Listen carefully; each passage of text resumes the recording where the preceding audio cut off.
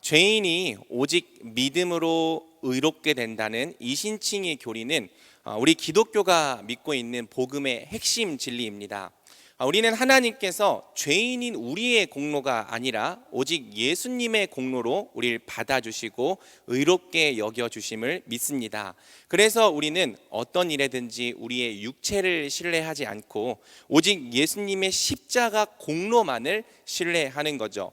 오직 예수님만을 우리의 자격과 우리의 의로 삼는 것입니다. 그런데 여러분, 바로 이 이신칭의 교리가 사실은 2000년 교회의 역사 동안 계속해서 논쟁의 대상이 되어 왔다는 사실을 알고 계십니까? 이신칭의를 거부하고 위협하는 복음의 대적자들은 계속해서 이런 질문으로 이신칭의를 비방해 왔습니다. 만약 우리가 우리의 어떤 행위가 아니라 오직 믿음으로만 의롭게 된다면 이 땅에서 열심히 선행을 해야 할 필요가 무엇이냐? 어차피 나의 행위와 관계없이 오직 예수님의 의를 믿음으로만 하나님께 인정받는다면 사실상 우리는 아무렇게나 막 살아도 괜찮지 않은가? 바로 이런 식의 논리로 이신칭의를 비방하고 위협해 왔던 것이죠.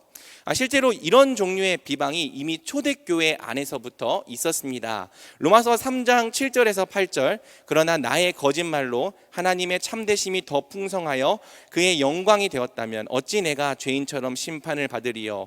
또는 그러면 선을 이루기 위하여 악을 행하자 하지 않겠느냐? 어떤 이들이 이렇게 비방하여 우리가 이런 말을 한다고 하니 그들은 정죄받는 것이 마땅하니라.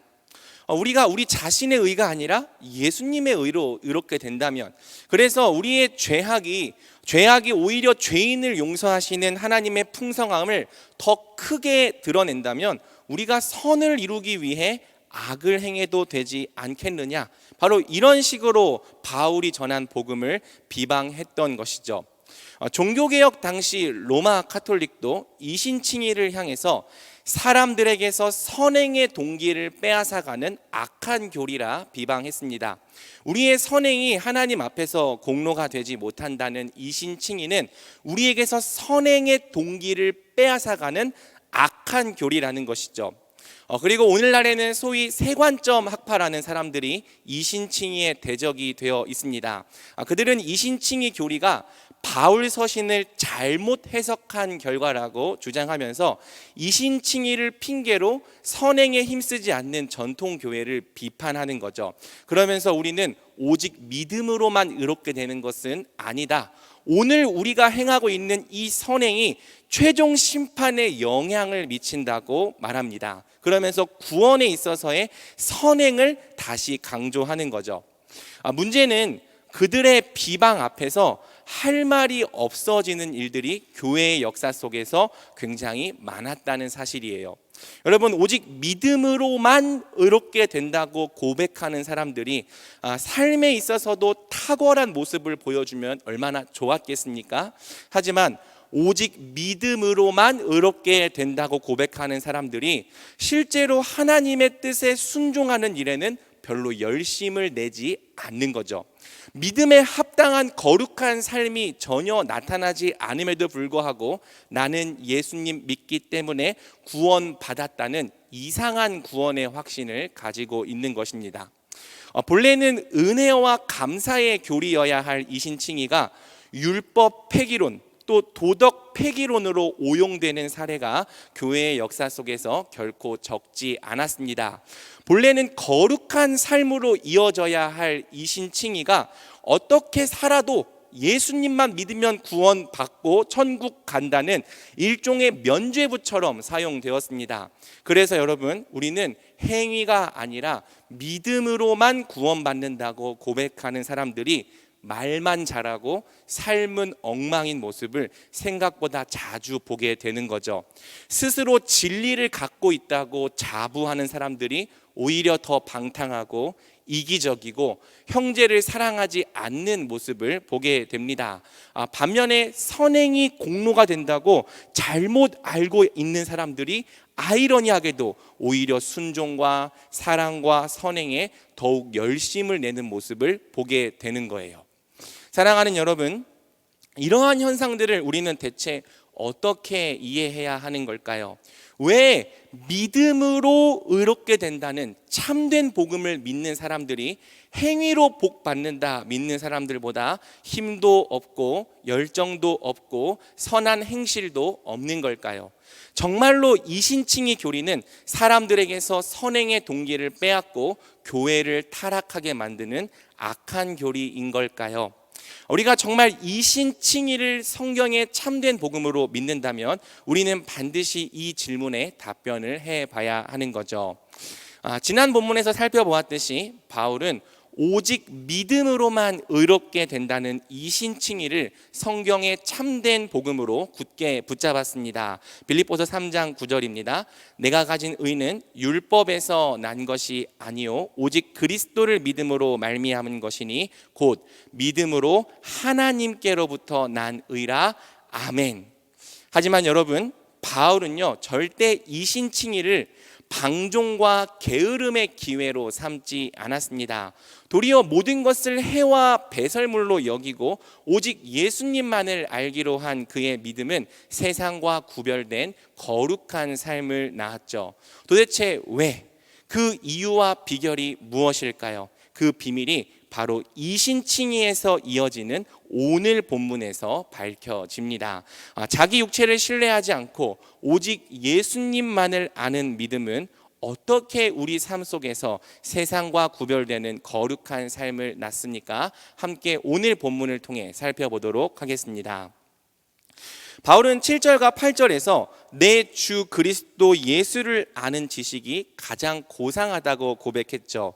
그러나 무엇이든지 내게 유익하던 것을 내가 그리스도를 위하여 다 해로 여길 뿐더러 또한 모든 것을 해로 여김은 내 주 그리스도 예수를 아는 지식이 가장 고상하기 때문이라. 아멘.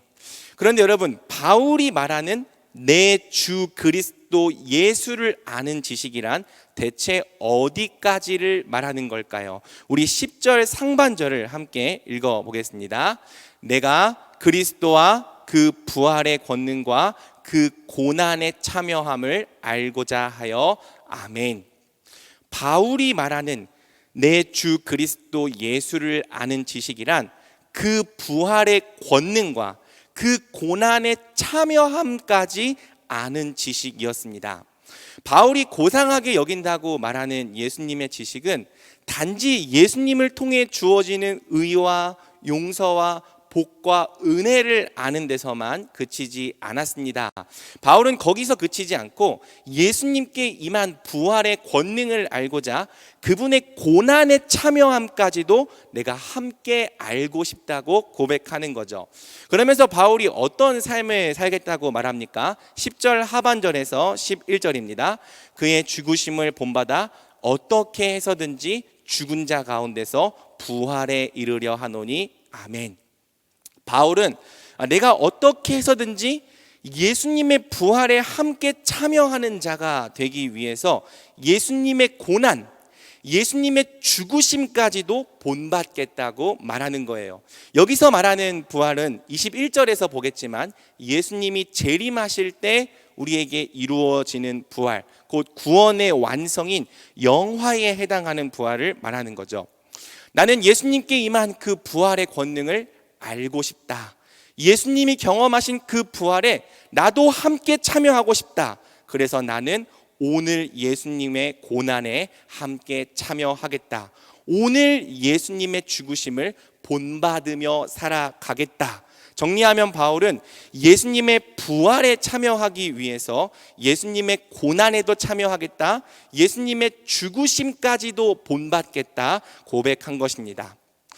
사랑하는 여러분, 이 고백의 의미를 잘 이해하기 위해서는 이 예수님의 고난과 부활이 서로 어떤 관계에 있는지를 좀 먼저 정리할 필요가 있습니다.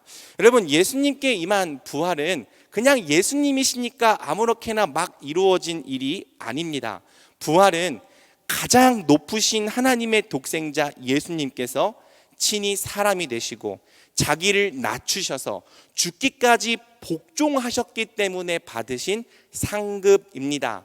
죄인의 자격으로 죽으신 예수님이 사실은 하나님의 법에 복종하신 의인이심을 하나님께서 친히 증명해 주시고 높여 주신 사건, 그게 바로 부활이죠. 예수님의 부활, 예수님의 영광, 예수님의 높아지심은 철저히 예수님의 고난, 예수님의 순종, 예수님의 죽으심과 낮아짐의 결과로 주어졌습니다. 그래서 성경은 예수님을 낮아지심으로 높아지신 메시아, 죽으심으로 부활하신 그리스도, 고난을 통해 영광을 받으신 하나님의 아들로 소개하는 거죠. 누가복음 24장 26절, 그리스도가 이런 고난을 받고 자기의 영광에 들어가야 할 것이 아니냐. 그러므로 여러분, 예수님을 안다는 것은 단지 예수님이 주시는 좋은 것만 아는 데서 그치는 것이 아니에요. 예수님을 아는 지식에는 반드시 예수님이 받으신 고난과 죽으심의 의미를 아는 것까지 포함되어야 하는 거죠. 우리는 예수님이 죽으심으로 부활에 이르셨다는 것을, 낮아지심으로 높아지셨다는 것을, 고난이 없으면 영광도 없었다는 것을 함께 알아야 하는 겁니다. 중요한 것은 먼저 고난과 십자가의 길을 걸어가셨던 예수님께서 우리도 그 길을 똑같이 따라오라 명령하셨다는 사실입니다. 우리 마가복음 8장 34절 함께 읽어보겠습니다. 무리와 제자들을 불러 따라오려거든 자기를 부인하고 자기 십자가를 지고 나를 따를 것이니라. 아멘. 낮아짐으로 높아지고 고난으로 영광에 이르고 죽음으로 부활에 이르는 길은 단지 예수님만 가셔야 했던 길이 아닙니다. 도리어 그 길은 예수님을 따르는 제자라면 누구나 다 자기를 부인하며 자기 십자가를 지고 매일같이 따라가야 하는 길인 것이죠. 그래서 성경은 은혜를 받은 우리에게 고난도 함께 받으라고 당당하게 명령하는 거예요. 빌립보서 1장 29절, 그리스도를 위하여 너희에게 은혜를 주신 것은 다만 그를 믿을 뿐 아니라 또한 그를 위하여 고난도 받게 하려 하심이라. 또 성경은 우리가 예수님과 함께 영광 받기 위하여 당연히 예수님과 함께 고난 받아야 한다고 말하는 겁니다. 로마서 8장 17절, 자녀이면 또한 상속자 곧 하나님의 상속자요 그리스도와 함께한 상속자니 우리가 그와 함께 영광을 받기 위하여 고난도 함께 받아야 할 것이니라. 아멘. 여러분, 이 말씀은 고난이 우리 구원의 어떤 조건이나 자격이나 공로가 된다는 말씀이 아닙니다. 다만 우리가 이미 예수님과 함께 상속자가 되었기 때문에 예수님과 함께 영광을 받기 위하여 당연히 고난도 함께 받아야 한다는 말씀인 거죠. 그래서 여러분, 이 말씀을 이해한 사람, 정말 그 복음을 이해한 사람, 예수님을 알고 예수님의 은혜와 용서와 의를 받아들였던 사람은 예수님의 고난에도 함께 참여하는 것을 매우 당연하게 여겼습니다. 나는 예수님의 부활의 영광에 참여하기 위해서 예수님의 고난과 낮아지심과 죽으심에도 함께 참여하겠다. 이것이 바로 예수님을 진짜 만나고 인격적으로 알게 되어서 그분의 지식을 가장 소중하게 여기게 된 사람들에게 자연스럽게 터져 나왔던 반응인 것이죠. 그러므로 사랑하는 성도 여러분, 정말 우리가 의롭게 살지 못하는 것이 이신칭의의 문제일까요? 오직 믿음만 강조하기 때문에 거룩한 삶이 나오지 않는 걸까요? 우리의 행위와 자격을 해와 배설물로 여기고 오직 예수님을 아는 지식만을 고상하게 여기기 때문에 하나님께 순종하는 삶이 나오지 않는 걸까요? 그렇지 않습니다. 오히려 그 반대입니다. 우리는 오히려 예수님을 제대로 알지 못하기 때문에, 예수님의 한 부분만 알고 전체를 다 알지 못하기 때문에 거룩한 삶을 살지 못합니다. 받아들이고 싶은 부분만 받아들이고 받아들이고 싶지 않는 부분은 철저히 외면하고 모른 척하기 때문에 예수님을 닮은 거룩한 삶이 나오지 않는 거죠. 여러분, 예수님을 정말로 알고 예수님을 아는 지식을 가장 고상하게 여기는 삶은 마땅히 예수님의 부활의 권능과 그 고난의 참여함을 알고자 예수님의 죽으심까지도 기꺼이 본받는 삶입니다. 그런데 문제가 뭐예요? 많은 사람들이 예수님의 고난과 죽으심에 대해서는 별로 알고 싶어 하지 않는다는 거예요. 예수님의 승리, 예수님의 은혜, 예수님의 영광은 환영하면서도 예수님을 따르기 위해 마땅히 지불해야 할 자기 부인과 자기 십자가를 지는 고난에 대해서는 별로 알고 싶어 하지 않는 거죠. 사랑하는 여러분, 예수님을 알려면 그분의 전부를 다 알아야 합니다.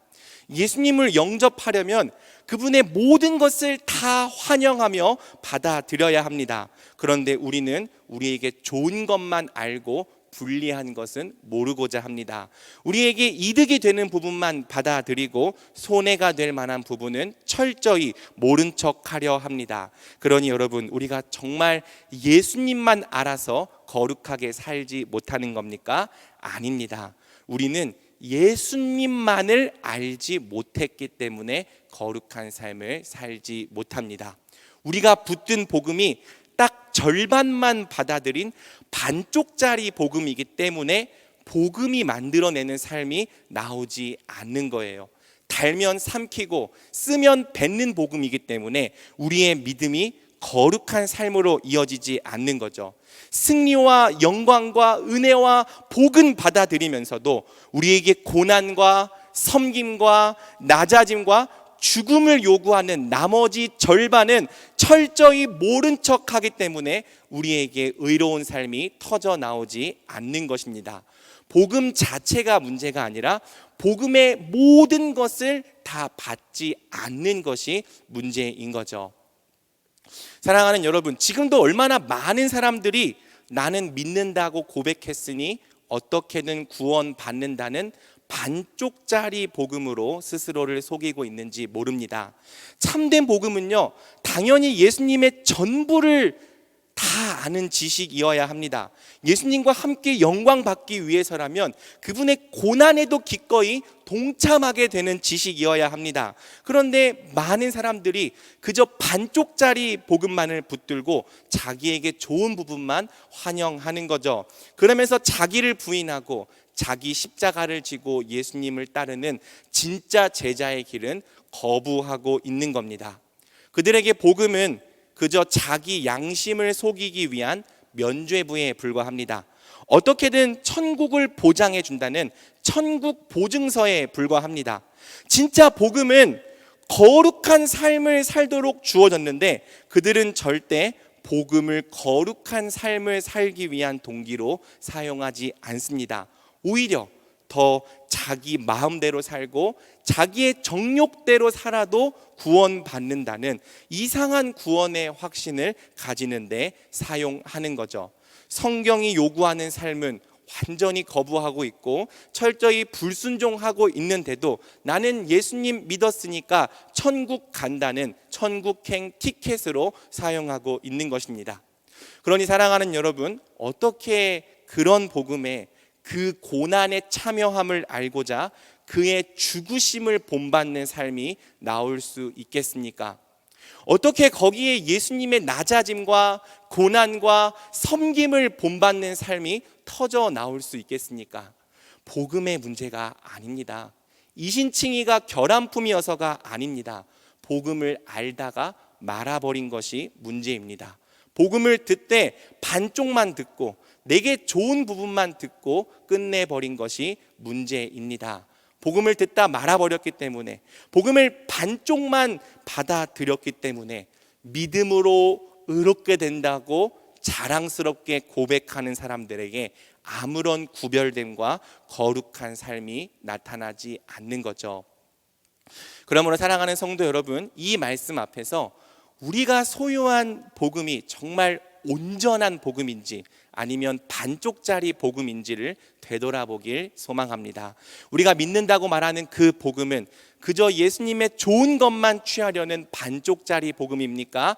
아니면 예수님과 함께 영광 받기 위하여 고난과 죽으심까지도 마땅히 수용하는 복음입니까? 예수님은 분명히 말씀하십니다. 누가복음 14장 27절, 누구든지 자기 십자가를 지고 나를 따르지 않는 자도 능히 내 제자가 되지 못하리라. 우리 대전중앙교회가 예수님과 함께 영광 받기 위하여 함께 고난과 죽으심에도 참여하는 교회가 되기를 주님의 이름으로 축복합니다. 바울이 고상하게 여긴다고 고백한 예수님의 지식은 예수님의 의와 공로뿐 아니라 예수님의 죽으심, 고난까지도 수용하는 지식이었습니다. 그리고 예수님의 전부를 다 수용하는 온전한 복음은 바울의 삶을 다음과 같은 모습으로 만들었죠. 우리 11절을 먼저 함께 읽어보겠습니다. 어떻게 해서든지 죽은 자 가운데서 부활에 이르려 하노니. 11절에서 바울은 내가 어떻게 해서든지 죽은 자 가운데서 부활에 이르려 한다고 말합니다. 여기서 말하는 부활은 아까 말했듯이 구원의 최종적인 완성, 거룩함이 완성되는 영화의 단계를 말하는 거죠. 바울의 표대, 바울의 궁극적인 목표, 그것은 예수님의 장성한 분량까지 자라나는 것이었습니다. 영화, 예수님과 같은 온전한 거룩함에 이르는 것이었습니다. 바로 그 목적을 바울은 오늘 본문에서 부활이라고 계속 표현하고 있는 거죠. 그래서 여러분, 바울이 그 부활을 위해, 그 구원의 완성을 위해 어떻게 살겠다고 말합니까? 우리 12절을 함께 읽어보겠습니다. 시작. 내가 이미 얻었다 함도 아니요 온전히 이루었다 함도 아니라 오직 내가 그리스도 예수께 잡힌 바 된 그것을 잡으려고 달려가노라. 아멘. 바울은 내가 이미 얻었다 함도 아니요 온전히 이루었다 함도 아니다. 나는 오직 그것을 내 소유로 붙잡기 위해 달려가겠다 말합니다. 하반절 번역이 조금 어려운데요. 직역하면 예수님이 나를 붙잡으셨기 때문에 나도 예수님 안에 있는 그 부활을 붙잡고자 달려가겠다. 그렇게 이해할 수 있습니다. 여러분, 지금 바울이 구원을 못 받아서 내가 이미 얻었다 함도 아니요 온전히 이루었다 함도 아니요 라고 말하는 것입니까? 아직 부활이 확정되지 않아서 그것을 잡고자 달려가겠다 말하는 것입니까? 아닙니다. 그리스도 안에 들어온 순간 그리스도의 의와 그리스도의 생명, 그리스도의 부활이 이미 바울에게 확정적으로 주어졌습니다. 이미 얻은 구원이에요. 이미 소유한 구원입니다. 하지만 그런데도 바울은 13절, 내가 아직 잡은 줄로 여기지 않겠다고 말하는 거예요. 실제로는 다 잡았는데, 실제로는 이미 갖고 있는데, 이미 확정적으로 주어지는데 잡은 줄로 여기지 않겠다 말하는 거죠. 그러면서 어떻게 하는 거예요? 13절 하반절에서 14절 함께 읽겠습니다. 오직 한 일, 즉 뒤에 있는 것은 잊어버리고 앞에 있는 것을 잡으려고 하나님이 위에서 부르신 부름의 상을 위하여 달려가노라. 아멘. 바울은 이미 행한 일, 즉 이미 지나가 버린 뒤에 있는 일은 계속 잊어버리겠다고 말하는 거죠. 그리고 오직 앞에 있는 것, 그리스도 안에서 주어질 부활이라는 표대와 구원의 완성, 영화라는 그 부르심의 상급을 향해서 오늘도 힘써 달려가겠다는 것입니다. 사랑하는 성도 여러분, 바로 여기서 성도의 이중적인 정체성이 드러납니다.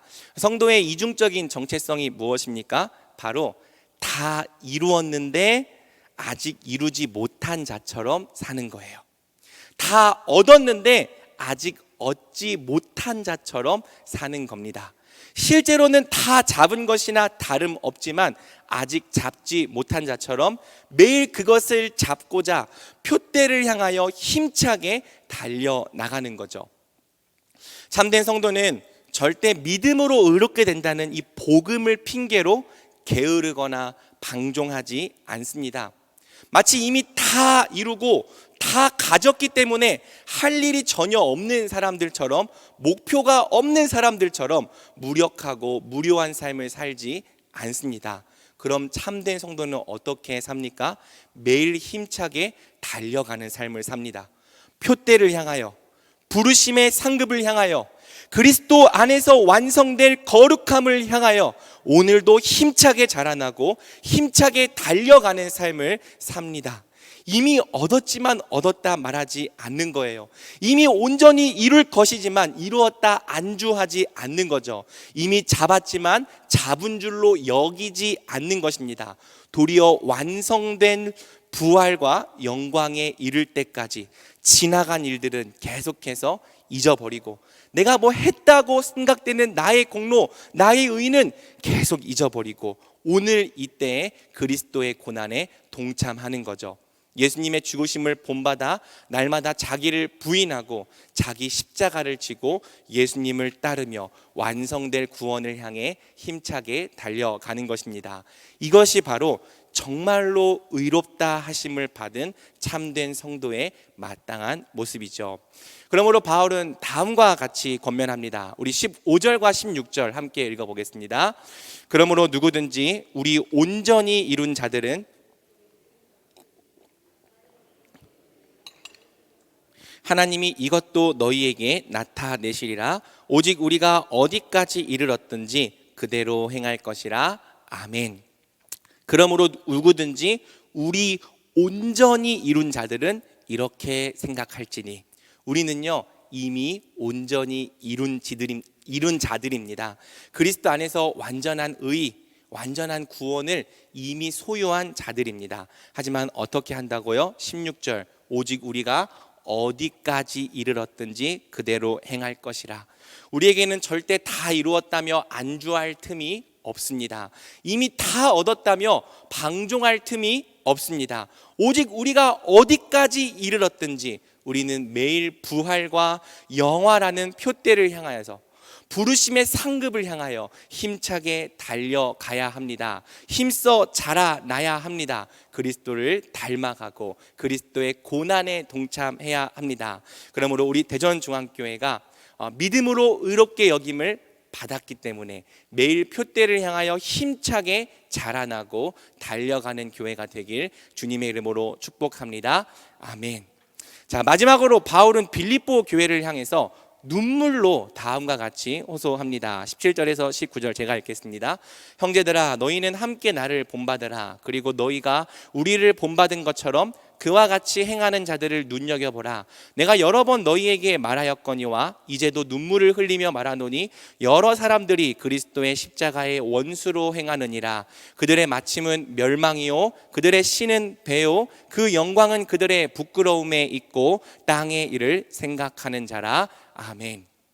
바울은 오늘 말씀을 마치며 빌립보 교회에게 나를 본받으라 말합니다. 그리고 나와 같은 길을 걷고 있는 자들을 눈여겨보라 말합니다. 왜? 바울과 성도들이 걸어가야 하는 그 십자가 고난의 길은요, 사람들이 좀처럼 찾지 않는 좁은 문, 좁은 길이기 때문입니다. 매우 협착한 길이기 때문입니다. 바울은 전에도 여러 번 말했지만 이제도 눈물을 흘리며 호소한다고 말합니다. 여러 사람들이 그리스도의 십자가의 원수로 행하고 있다. 그들의 마침은 멸망이고 그들의 신은 자기의 배다. 그들은 부끄러운 일들을 영광으로 여기고 이 땅의 일들만을 생각한다. 이렇게 땅의 일들만을 생각하고 자기 자신을 신으로 섬기는 세상 속에서 그리스도의 부활에 이르고자 매일 좁은 문, 좁은 길, 자기 부인과 자기 십자가를 짓는 길로 걸어가는 사람은 매우 소수에 불과할 것입니다. 절대 다수는 우리와 다른 길을 걸어갈 거예요. 세상과 벗되고 자기 정욕과 탐심을 따르고 자기 자아를 신으로 숭배하는 삶을 살아갈 것입니다. 철저히 십자가의 원수로 행하며 날마다 멸망을 향해 달려갈 것입니다. 주위를 둘러보면 우리 주변에는 함께 이 고난과 죽으심의 길을 걷는 사람보다 그리스도와 십자가의 원수로 행하는 사람들만을 더 많이 보게 되는 거죠. 하지만 사랑하는 여러분, 우리는 그들과 같은 길을 걸을 수 없습니다.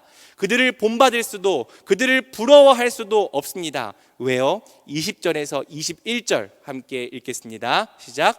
그러나 우리의 시민권은 하늘에 있는지라. 거기로부터 구원하는 자 곧 주 예수 그리스도를 기다리노니 그는 만물을 자기에게 복종하게 하실 수 있는 자의 역사로 우리의 낮은 몸을 자기 영광의 몸의 형체와 같이 변하게 하시리라. 아멘.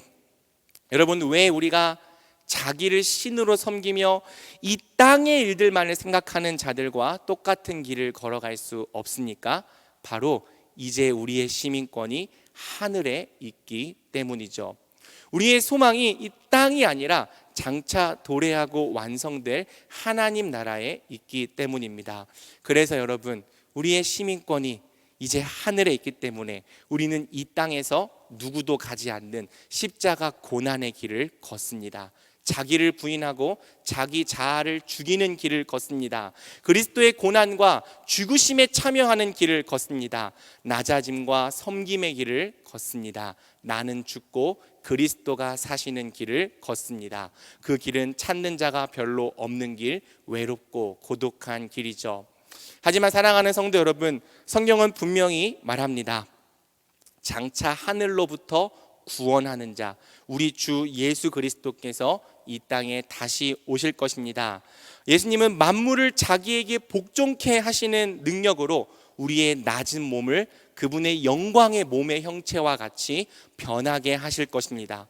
우리 주 예수 그리스도께서 첫 열매로 받으신 그 부활에 우리도 참여하게 하실 것입니다. 그때가 오면 우리의 거룩함은 정말 완성될 것입니다. 그러므로 사랑하는 여러분, 이 소망을 가진 우리는 절대 이 세상을 본받을 수 없습니다. 이 땅이 아니라 하늘의 시민권이 있는 우리는 절대 이 땅과 같은 삶을 살 수 없습니다. 바울은 나를 본받으라 말합니다. 그리스도와 함께 영광을 받기 위하여 함께 고난도 선택했던 수많은 믿음의 선배들을 눈여겨보라 말합니다. 그리고 우리도 그리스도의 남은 고난을 기뻐하며 그 고난에 기꺼이 동참하라고 말합니다. 누구든지 그리스도를 위하여 오늘 자기 목숨을 잃어버리는 자는 반드시 그리스도 안에서 그 목숨을 도로 되찾게 될 것이기 때문입니다. 그러므로 말씀을 맺겠습니다. 우리의 소망과 우리의 시민권은 하늘에 있습니다. 우리는 장차 완성될 그리스도의 부활과 영광에 참여하기 위해서 잠깐 이 땅에서 고난 받는 거예요. 그리고 우리가 이 땅에서 그리스도의 남은 고난에 참여하고 있다면 그 고난이 바로 우리가 하늘에 속한 자들임을 나타내 주는 것이죠. 참된 복음은 우리를 방종하게 하지 않습니다.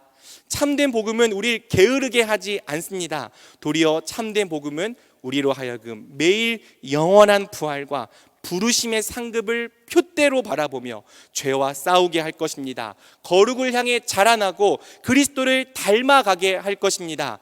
이미 받은 구원을 시작으로 완성될 구원을 향하여 매일 힘차게 달려나가는 삶을 살게 할 것입니다. 그러므로 사랑하는 대전중앙교회 성도 여러분, 우리가 정말 하늘의 시민권을 가진 자들이라면 함께 그리스도의 고난과 부활에 참여함으로 기뻐합시다.